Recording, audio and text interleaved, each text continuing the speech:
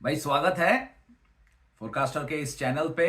और आज के इस कार्यक्रम पे हम जो फोरकास्टर पे ये नए नए अपडेट्स लाते हैं, इसको सही तरीके से कैसे इस्तेमाल किया जाए, ठीक है, लेयर बाय लेयर इसका सही उपयोग, इसका सही इस्तेमाल करके हम इसका फायदा कैसे उठा सकें, ये आज देखते हैं।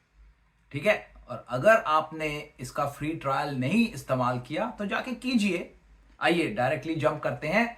मैं आपको आज जो यूरोपियन जर्मन का मेन इंडेक्स है डैक्स, उसका एग्जांपल लेके, उसका उदाहरण लेके मैं आज आपको लेयर बाय लेयर ये दिखाना चाहता हूं कि देखिए फोरकास्टर का हमने जो ये एआई एजेंट डाले हैं, हमने जो इसके layer by layer fundamental technical sentiment, ये जो हमने इंडिकेटर्स डाले हैं इसमें, इसका सही इस्तेमाल कैसे करें। आइए देखिए, मैंने आपके सामने डैक्स का पेज खोला है।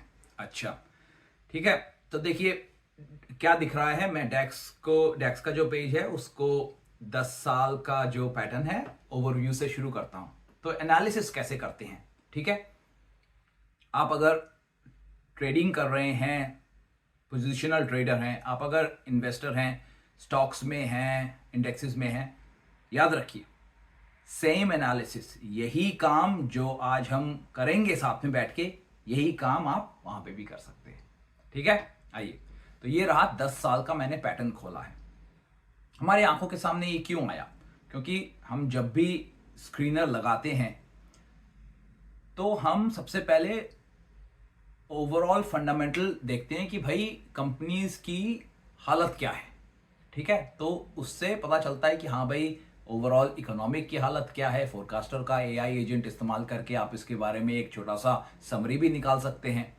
तो ओवरव्यू में आपको क्या दिखता है? ओवरव्यू में दिखता है कि आपका जो नेट इनकम लाइन है, जो ग्रीन में दिख रहा है नेट इनकम लाइन, या आपको अगर सेल्स देखना है वो देखिए, हमने ये दो और डाले हैं पीई, ओके, ट्रेलिंग जो है यानी कि अभी तक का, और वेटेड पीई। ठीक है, ये दोनों फीचर्स हमने रिसेंटली डाले हैं। तो नेट इनकम पे आइए, देखिए नेट इनकम में क्या दिखा रहा है कि भाई सारा का जो इंडेक्स है और सारी की सारी जो कंपनियां हैं इंडेक्सेस में, यहाँ पे ये वही पैटर्न दोहरा रहा है जो ये 2018, 19, 20 में जो इसने दोहराया था। ठीक है, उस वक्त जो मार्केट में वीकनेस आ रही थी, दिख रही थी, और ओवरऑल लिक्विडिटी की वजह से और भी कई फैक्टर्स थे जो छोटे निवेशकों के लिए शायद फर्क नहीं पड़ता, लेकिन जानकार होना कोई बुरी बात नहीं है। ठीक है ना।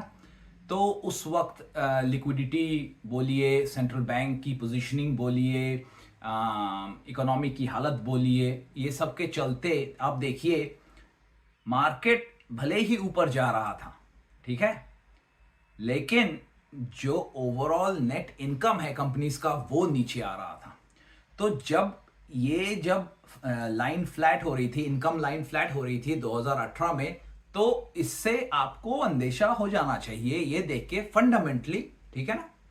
10,000 फीट का व्यू डालिए आप कि भाई हाँ कंपनीज की हालत थोड़ी सी खस्ती है।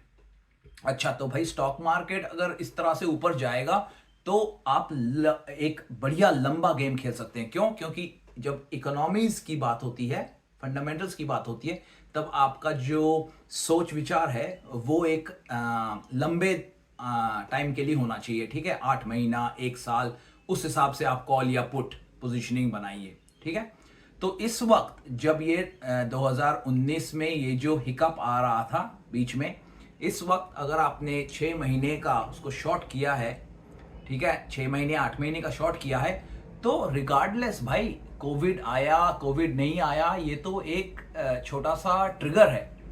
एक्चुअली में कंपनीज की हालत तो खराब ही हो रही थी, तो स्टॉक मार्केट कहां से ऊपर जाएगा? तो ये जो कंडीशन उस वक्त बनी थी ये अभी भी बन रही है। और ये देखिए, इसीलिए हमारी आंखों के सामने ये आया है कि यहाँ पे पिछले 1.5 साल से जो कंपनीज की इनकम है वो उतनी रेट से ग्रो नहीं कर रही है जिस रेट से स्टॉक मार्केट ने ऊपर ग्रोथ दिखाई है।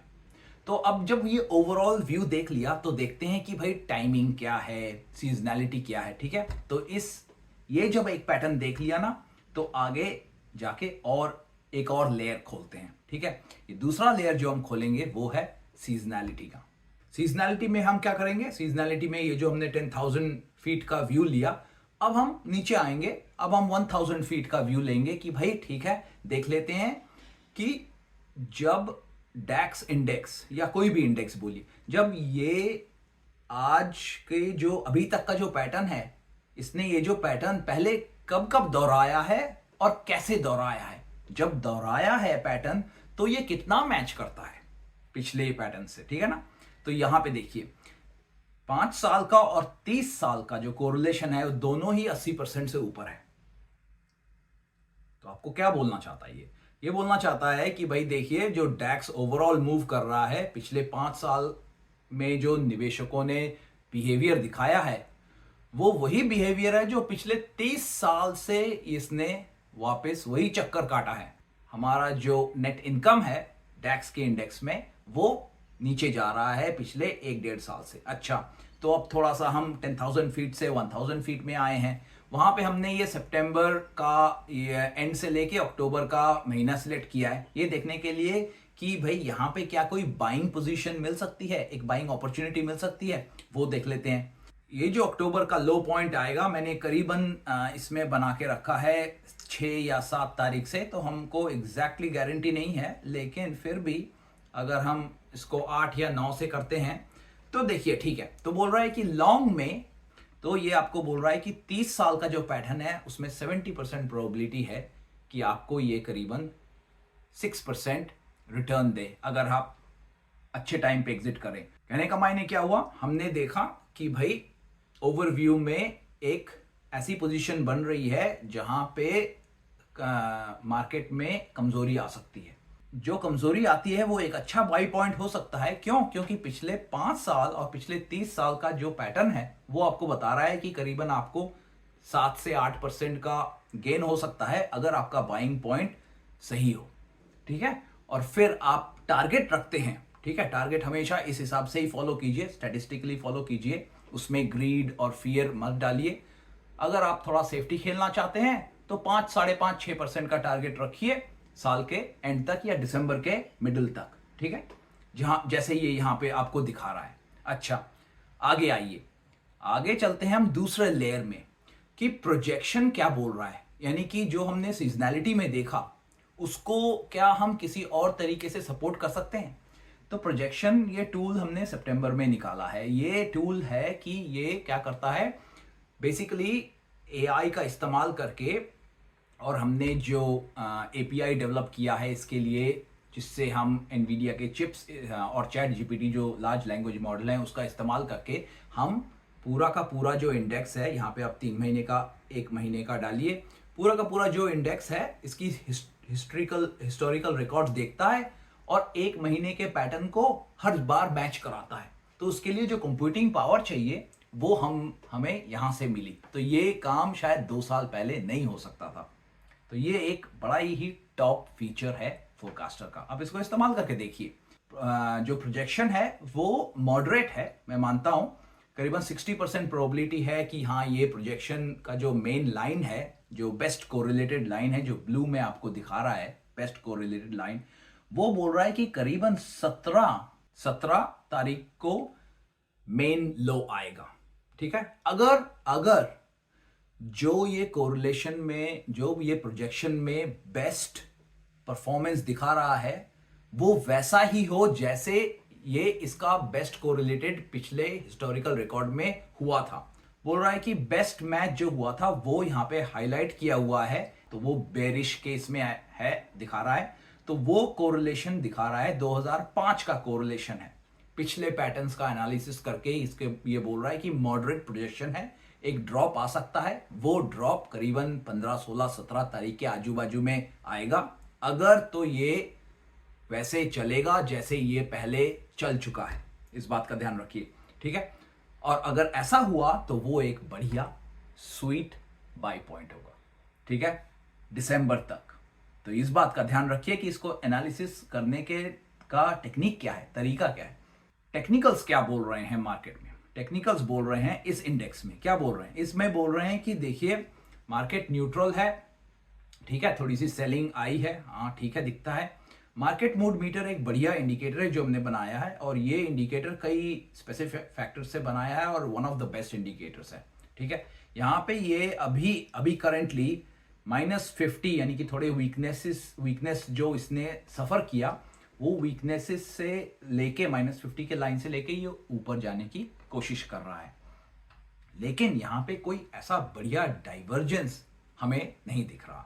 Market mood meter contrarian indicator के हिसाब से आप इस्तेमाल कीजिए कि भाई अगर स्टॉक मार्केट जो इंडेक्स है उसका पैटर्न, उसका बिहेवियर, उसका डायरेक्शन अगर आपके मार्केट मूड मीटर से मैच नहीं करता तो एक बढ़िया आपको सेटअप बन सकता है कि हाँ भाई देखिए ये जो है ये कॉन्ट्रेरियन इंडिकेटर है, ये डाइवर्जेंस बन रहा है, आप तैयार रहिए, ठीक है। और तैयार कब तक रहिए? जब ये जीरो लाइन को टच करके ऊपर जाए। जब ये ऊपर जाए तो नेट पॉजिटिव जो बाइंग प्रेशर है वो बढ़ जाती है और उसके बाद मोमेंटम आता है। तो वो शायद यहां पे मैच करता है कि भाई अभी नेगेटिव मोमेंटम में है क्योंकि जीरो से नीचे है, लेकिन ये ऊपर की तरफ जा रहा है, तो हो सकता है एक अच्छा सा शेकआउट हो। समझते हैं ना शेकआउट का मतलब? एक अच्छा सा मिडल ऑफ अक्टूबर में एक अच्छा सा शेकआउट हो, बाइंग पॉइंट मिले और वो वहां से करीबन 2-2.5% का ड्रॉप हो, वहां से ये फिर 7 से 8% जंप मारे। रैंकिंग क्या बोल रहा है? अब रैंकिंग क्या है? रैंकिंग है आपने 10,000 फीट से उसको 1,000 फीट तक लेके गए, फिर आप उसको 100 फीट तक भी लेके जा सकते हैं टेक्निकल एनालिसिस के हिसाब से बोलें तो, ठीक है। एकदम बारीकी से आप आए और आपने देखा कि भाई सेटअप क्या बन रहा है। अब रैंकिंग क्या है? रैंकिंग आपको फिर से वापस एकदम बारीकी अंदरूनी बात बताता है इस हिसाब से कि भाई अगर आपको सारी की सारी उसकी जो कंपनियां हैं जो इंडेक्स को बनाती है, ईच कंपनी जो है उन सभी का क्या हाल है और उन सभी का फेयर वैल्यू जोड़ के, उन सभी की अर्निंग्स, उन सभी का फेयर वैल्यू, उन सभी का पीई एनालिसिस करके जोड़ के ये इंडेक्स का एक फेयर वैल्यू बता देगा।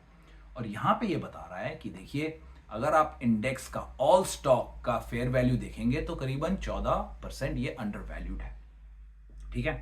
पॉइंट क्या है? पॉइंट है कि ये अगर और 2-2.5-3% नीचे गिरेगा इंडेक्स, ये 15% से अगर ऊपर अंडर वैल्यूड बन जाता है, वो एक यूजुअली इंस्टीट्यूशंस के लिए एक अच्छा बाय पॉइंट मिलता है। साथ में इस बात का ध्यान रखिए कि साल का आखिर वाला क्वार्टर भी आ रहा है, ठीक है। टेक्निकल्स क्या बोल रहे हैं कि भाई धीरे धीरे सिचुएशन जो है वो नेगेटिव है लेकिन थोड़ा बिल्डअप हो रहा है पॉजिटिव की तरह। सीजनैलिटी क्या बोल रहे हैं? सीजनैलिटी बोल रहे हैं आपको कि भाई अक्टूबर के बीच में एक बाइंग पॉइंट आ सकता है, उसके बाद ये तेजी दिखाता है।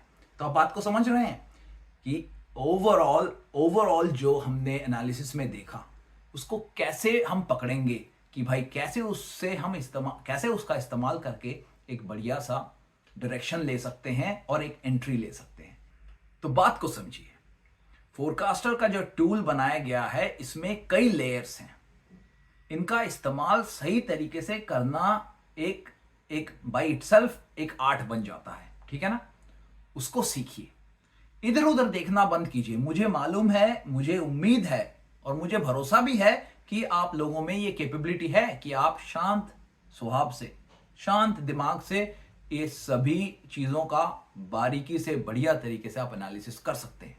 तो इधर उधर देखना छोड़िए, ठीक है। दिमाग का संतुलन वापस रखिए, लाइए, फोकस आप हमारे साथ बनाइए, फोरकास्टर के साथ जुड़िए। मैं आपके लिए यहां पे तैयार खड़ा हूं आपके प्रश्नों का आंसर देने के लिए, ठीक है।